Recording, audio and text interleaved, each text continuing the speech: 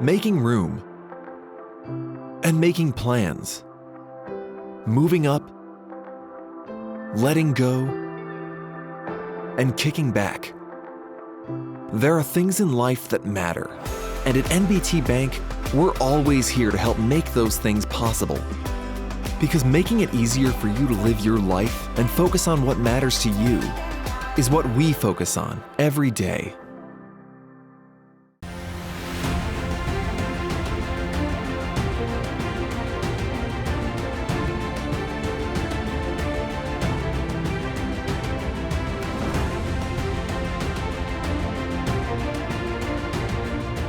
Good morning, everyone, and welcome to the 21st Century Business Forum. I'm your host, John Gordon, and today our guest is the legendary Patrick Lencioni.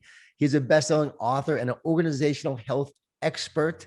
He's the author of 5 Dysfunctions of a Team, The Motive, and The Advantage, incredible books that will change the way you lead and build great teams. And he has a new assessment out called The Working Genius. I took it personally, and it is incredible. Patrick, how you doing today?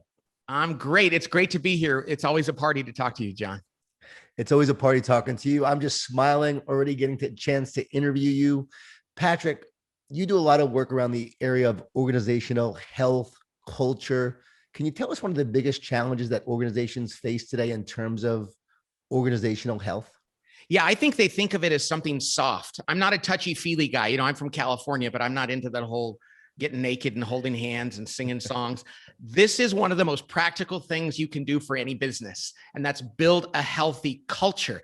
It's not something esoteric or touchy-feely. As I said, the best companies in the world get this. Southwest Airlines is not the best airline in the world because of technical decisions they make about airplanes or fuel prices and everything else. They have a culture that works.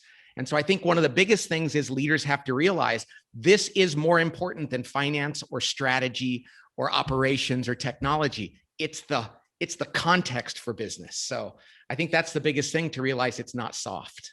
I love that. And recently you developed the 6 types of working genius. Can you tell us about what that is and why it's so impactful for organizations? Yeah, you know, after just about a year ago, we accidentally came up with this model that I'm convinced is the most important thing I've ever done. And by the grace of God, I was frustrated with something and I was trying to solve a problem for myself and my organization. And we came up with this new way to look at work, which involves 6 different activities. Any kind of work, whether you're starting a company or launching a product or organizing a family vacation or running a church or a school, there are 6 distinct activities that have to be done. And as it turns out, we human beings only have 2 of them that we love. 2 of those 6 things are what we call your working genius. You get joy and energy from them. 2 of those 6 we call working frustrations. They drain us of our joy and energy. And then 2 are in the middle. We can do them, that we don't love it, but we can manage to do them. Well, if people don't know what their working geniuses are, they can't bring their best self to work. They can't love their work, and they're not going to feel fulfilled in their work. And we have been shocked by the stories that have come in. 120,000 people took this in the first 6 months after it was out. And we have never got more stories from people that said, for 19 years, I was frustrated in my job, and I finally figured out what I needed to do. It's changed marriages. It's changed companies that have reorganized around it. So I can't really take credit for it. I was just desperate for myself. And this, I think, is bigger. We're convinced right now it's bigger than the 5 dysfunctions of a team. How is it different than other assessments out there? It's a great question.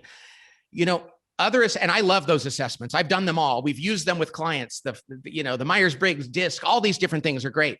This one is about work, about what you do at work. It's not about my personality or my deeper understanding of myself. I love all those things. This one, 10 minutes after you get the results, you immediately say, no wonder I'm successful here, or no wonder I struggle there, or now I figured out why John, we need to change his job, or Mary, why we need her to help other people because she's so great at this. The impact and it's such low-hanging fruit. So I've done Myers-Briggs with teams, and you go, I'm an ENFP. What does that mean for my job? How should I lead differently? We're never quite sure. There's a lot of layers. This one takes 10 minutes to fill out the assessment. 15 minutes later, you're reading through your results and you're thinking, now I understand. We had a guy say, Pat, I thought my wife hated me. And he laughed and he goes, partially it was true. Every time I came up with an idea, she would criticize it. And I thought she just wanted to pull me down. And when she realized what her genius was, she has discernment. She said, every time you came up with an idea, I was just trying to help you make it better. And he said, they took it on their anniversary. He said it was the best anniversary present they ever had. So, I mean, that's such a silly sounding thing, but it's happening in the boardrooms at a corporate level. It's happening in churches, schools, departments, families. And you and I actually have the same exact outcome of the assessment. What does that mean besides the fact that we're actually good friends and we get along so well? Well, you know what it means is we love our work. And you've had jobs that you didn't love. I had 3 jobs before I started my own company and did this. You and I have the gifts of invention and discernment. We love to come up with new paradigms, new ideas, even out of nothing. That doesn't drain us. It energizes us. And then we like to evaluate things, like compare things and curate, like, oh, this is great and that's good. Ask us to finish. Ask us to do the detail work, to push things across the finish line, to stay engaged when somebody needs help on something. If we can't do it in an inventive, discerning way, we're really struggling. And so I know why I failed in my first job out of college. I know why I love what I do now. And I know why some days I come to work and I'm being asked to do things outside of my genius, why it can be a struggle. That brings up a great point. When you have a team, you need someone that has one strength and also other people to compensate for weaknesses. So if a team is lacking one of these working geniuses, what happens? Well, depending on which one is lacking, there's a very profound. So I was working with a multi-billion-dollar software company, and I was working with the executive team, and no one on the team had the first genius, which is called the genius of wonder. The genius of wonder are people that like to sit around and contemplate things. They look at the environment. What's missing? What could be better? Is this the best it can be? It doesn't sound practical. It's the least practical, but it's critical. And I thought these software engineer executives were going to say, this is stupid. The CFO said, nobody on our team wonders. We never ponder the bigger picture. It's the reason why we're behind our competition. We don't think enough about what our customers really want. If we don't bring somebody in to help us wonder, and we don't carve time out with no spreadsheets and no analysis to just think about our business, we're going to go out of business. So without wonder, you're going to miss the forest for the trees. But then at the other end of the scale, it's the genius of tenacity. These are people that love to finish things, wrestle things to the ground, push them across the finish line. They don't get energy and joy unless they can complete things and see the impact. Organizations that don't have that can have great ideas that never come to full fruition. So, I mean, any one of the 6 geniuses, if they're lacking on a team, can create real problems. And that's why we need each other. That's the beauty of this tool too, John, is that human beings need one another. It's hard to say on the Myers-Briggs, like an ENFP, do they need an INTJ? But this one is like, your invention requires my discernment, which requires somebody else's galvanizing. It really tells a team why they need one another. This is perfect for teams. Every team needs to do this. We have the genius of invention, the genius of wonder, tenacity. Tell us about the others. So one, I love the genius of galvanizing. That's the 4th one. So you need to wonder, which leads to invention, which leads to discernment. And once you've discerned this is a great idea, or this could work, somebody has to come along and get the world excited about it. And literally call people into a conference room and say, okay, let's do this. Let's disrupt things. Let's change our jobs and really rally around this. Well, as it turns out, I can do that, but I don't like to. And for 20 years in my own business, I was doing all the galvanizing. And I was to the point where I would come into work and I would see a bunch of galvanizing that I'd have to do, and I would get grumpy. And that's how this came about. Somebody said, why do you get grumpy? And it's like, I don't want to push anymore. And that's how we developed this model. We said, what is that about? I found a guy in my organization who loves to galvanize. He's the chief galvanizing officer. He runs our morning meetings where he gets everybody fired up. He's constantly pushing people out of their comfort zone. It allows me to live in invention and discernment. I had no idea that he was frustrated because he couldn't galvanize. He had no idea I was frustrated because I had to. We reorganized our entire company as a result of figuring this out, long before we knew this was a model that we were going to use for the rest of the world. So good. So inventors need discerners because you'll always be inventing and coming up with new ideas, but not discerning which are the best ones. Exactly. And even if you have both skills, if you're primarily inventing, you need, like, I'm an author. I have an editor who's a fabulous discerner. She can read my stuff and say, I don't know how you write. I don't know where your ideas come from, but I can tell you which of them is going to work and which of them need more work. I inherently trust her discernment. And that's why she's such a great editor for me. I need her. She needs me. Neither of us like to do everything that the other person does, and it works. You're most known before this for the 5 dysfunctions of a team. Can you talk about how this works together with the 5 dysfunctions? I'm sure you've gotten questions from clients on that. Absolutely. So the 5 dysfunctions of a team, as it turns out, which I wrote about 20 years ago, is it's what you've got a team together, and you know they're the right people, and you know they're in the right roles. Now you've got to teach them to do the 5 things, which is to trust one another, to argue well, to commit to decisions, to hold each other accountable, and to focus on their collective results. That's the 5 dysfunctions.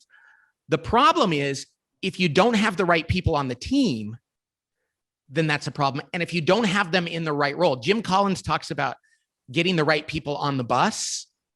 Well, we've decided that the right people on the bus means they're an ideal team player. They're humble, hungry, and smart. So that's a book we wrote about 10 years ago. Well, this past year, and I'm finishing up the book now for this model, we realized once you get the right people on the bus, they got to get in the right seat. Because it's like, she's a great cultural fit, but we have her in the wrong job. Once you get them in the right seat, then you can say, now we can truly benefit completely from the 5 dysfunctions, overcoming the 5 dysfunctions. It's so cool how all your work fits together when you really didn't plan it initially that way. Not at all. In fact, I remember the day, John, when I had 30 minutes before people had to leave the office, and we said, what are we going to do? I said, let's go into that room and try to figure out how these 3 things fit together, because we don't understand it. And literally 20 minutes later, we were like, right people on the bus, people in the right seats, make the bus go fast. Oh my gosh. And it's changed our entire practice. When you work with a company or an organization, how do you know if they have a healthy culture or not?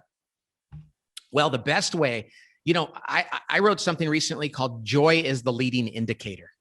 Like, what I would do if I had to assess a company's culture is not take a survey. I would go in first and watch the executive team during meetings. And I would say, are they engaged? Do they argue because they care? And are they seeking truth? And are they arriving at things? In other words, are they super engaged? Do they realize the way we act during this next hour or 2 hours impacts everyone? Then I would walk through the office and I would just stop people. And I've done this at a few different organizations. I do it at Southwest Airlines every time I'm there. I stop employees at random and I just say, hey, what's it like working here? And people at Southwest, in an industry where we're not used to this, will look you in the eye and say, oh, this is a great place. Yeah, I love my job. So you can walk the hallway. Are people talking to one another? Are they engaged in what they're doing? Do they seem like there's joy? Or do they look like they can't wait to be gone? Now, that's a very unscientific way, but man, I've seen the worst companies teach people how to fill out an employee survey so they can make the list of the best places to work.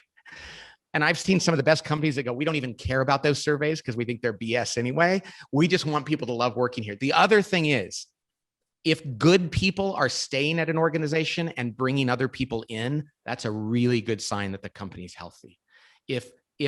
When I talk to executives and I say, when's the last time a good person left your organization? They're like, oh yeah, we have a really hard time keeping our best people.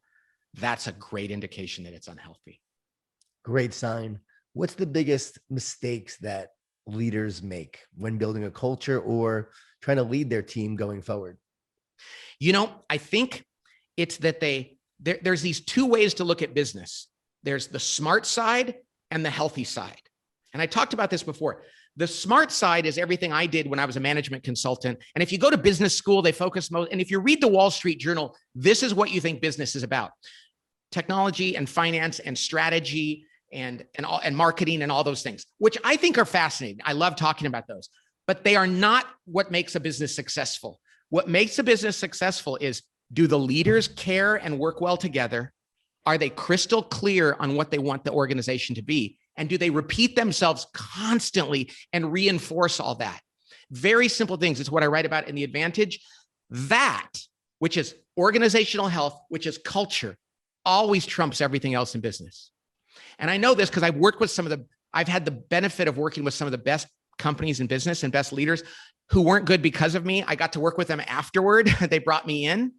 So I can't take credit for it.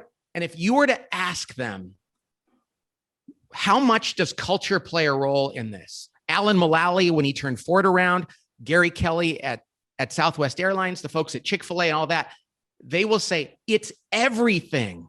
Nothing else we do works without that. None of the advertising, none of the financial decisions. The culture is the place where it lives. And the biggest mistake executives make is they think it's about figuring things out up here, when in reality, it's far more behavioral than it is intellectual. That doesn't mean the intellectual stuff doesn't matter. But if you're behaviorally off, that's the multiplier of your intelligence. Hey, I worked in the Silicon Valley. I live in the Bay Area. You know how many brilliant companies are so dysfunctional and never make it in the Silicon Valley? Do you know how many companies run by people who never went to college, who grew up on a farm, who just call things out, have great companies?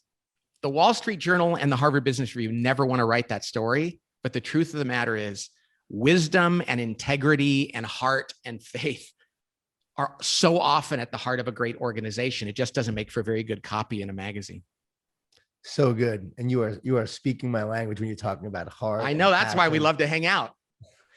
You introduced me to Alan Mulally in terms of the book I wrote, The Power of Positive Leadership. He was instrumental in that. And as you said, you've worked with some of the greatest leaders on the planet. This year, we saw the importance of leadership and how it really matters when you're dealing with a crisis. What did you learn about this year, or what reinforced what you maybe already knew about leadership and a crisis this year? I think what I learned is very few people are actually leaders. You know, I like to say graduation season, you know, I remember back in May when people were graduating from school and you go to things and people, be a leader, go out there and lead. And everybody's like, I want to be a leader. But then if you ask people, why do you want to be a leader? If you gave them enough beer, they would say, well, because it would be cool and I want to be well known and you can make a lot of money. Leadership involves suffering and it's lonely. And it involves the willingness to sacrifice for others. And there are not many people in the world who want to do that. I would say now more than I've ever seen in my lifetime, it's less and less and less because we're shown examples of people that do it for themselves. And I think that we've actually come to see some very prominent people in business and society who are being exposed for their self-orientation in leadership. And so the value of a person who's really willing to give of themselves for others, I think the premium placed on that is greater than ever. And I'm hoping that there will be a resurgence in that. I haven't seen it yet, but I'm hopeful that as people realize the power of doing the hard thing, that it will, I hope that the next generation really rallies around that. I like to say, John, I'm tired of people using the term servant leadership because it implies that there's another kind. All leadership should be servant leadership. And when we say, well, he's a leader or she's a leader, but she's not a servant leader, that's not leadership at all. So I'm actually hoping that we have a resurgence in that. I don't see it yet, but I'm hoping it happens. Leaders serve. And you wrote a great book called The Motive. It's one of your most recent books. Can you talk about the motive and why you wrote that book in the first place? Yeah, that's the book that came out like a month before the economy shut down. That's about, there's really two motives for leading. And this should have been the prequel to all my other books, because all my books were about how to lead, like how to do this, and you should do this. And if you're running a meeting and if you're being a leader, but it's the first question I realized needs to be, why are you a leader? And it gets back to what I just said. If you're going into leadership for the rewards that it brings, and that can be money or power, I think one of the most dangerous rewards of leadership is pure fun. Like, I want to go work someplace where I get to do what I like to do. I want to come to work and just do things that I feel like doing and avoid other things. Reward-centered leadership is very dangerous. The real reason is what I call responsibility-centered leadership. A person that gets named the CEO of a company, their first reaction should be, oh crap, I have to go even harder for others. instead of, yes, I've arrived. You work with a lot of sports teams. A person that gets drafted in the NFL, let's say, should go, oh my gosh, they're paying me a lot of money. I better go start working hard. I got to prove to them that I'm worthy of this by putting the team first, versus, yes, I just made a ton of money. I'm going to be famous. I finally arrived. And the truth of the matter is, John, I've seen leaders with one of those motives is not good. And all of us can fall into that. I can tell you this, in my career, I've lost sight at times and kind of came to work thinking, how can I entertain myself and do what I like to do? And that's very dangerous. So it's not black or white. All of us can struggle. We have to constantly remind ourselves the only motive for leading is the responsibility of serving others, not serving ourselves.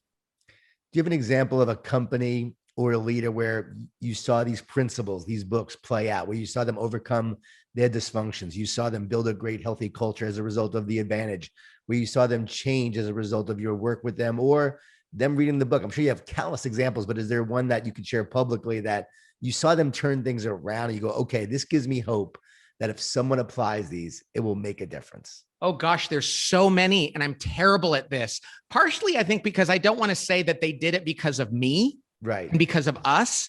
But so many companies, we get letters from people saying our company was about to go out of business and we read this and we did it and we changed it. And I would say maybe the best examples are like Dave Ramsey. He uses our stuff and he says, now he's already great. He has his own great business books. And Alan Mulally, when I met him and I was starstruck, I was sitting next to him on a plane. He pulled out The Advantage, and the entire book had underlines and sticky notes in it. And he told them, he said, a publisher came to him and said, I want you to write a book about how you turned the Ford Motor Company around. And he told them, I'm not going to write it because it's already been written and it's The Advantage. Now, but what I have to say is he read that after he was done. He said, your book described what I did. But there's so many other companies, but I think it's hard for me to remember. And I don't like to say, well, I helped that company. And because there's a few in mind, but I want the credit to go to the CEO, because really they're the heroes. They look for truth and then they apply it. Right. And you help them with the principles they need to lead and help their organizations.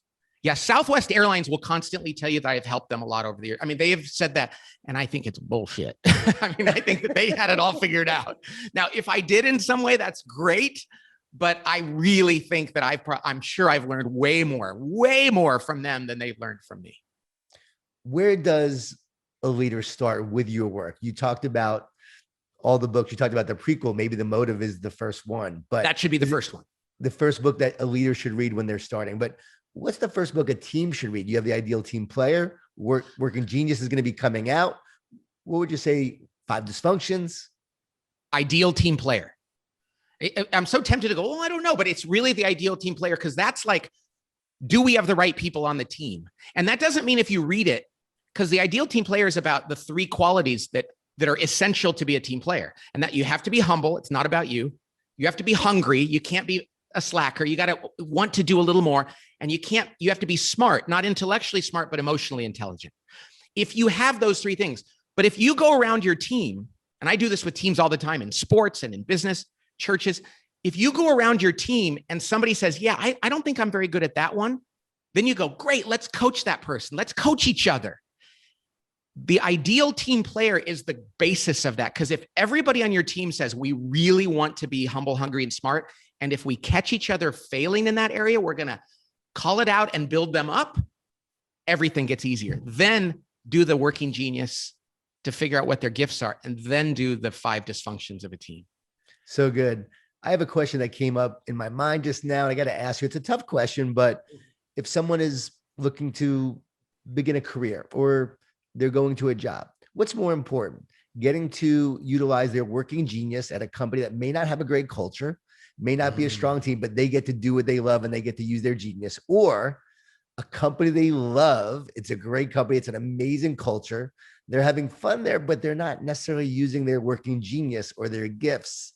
And so the culture sort of compensates for the lack of maybe focus they have or desire or joy they get doing what they love to do and using their gifts. What's more important? Okay, I love it. So if you're going to a company and it's got a great culture, and even small companies can do this, but you're going to have a lot of flexibility of what you do.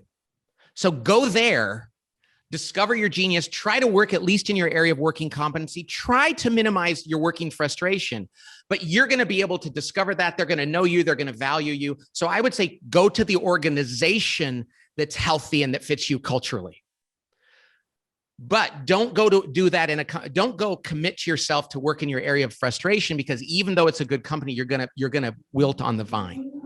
But overall, find a great organization. Now, if you said to me, though, I had to go for 2 years and work in a place and I knew I was going to leave, I might actually say, go do what suits you so you can grow as in your work. But in the best answer is try to get both.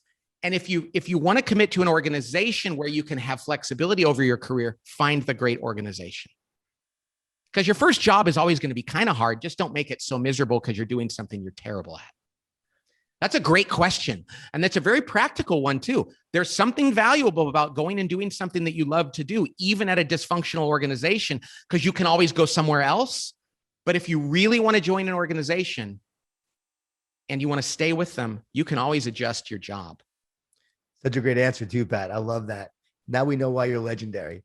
And so, Pat, as we come to a close, is there one piece of advice you want to share to business leaders, entrepreneurs, people who are listening to this right now to help them as they move forward in terms of their leadership, their team, their career, just something that's on your mind and heart that you want to share?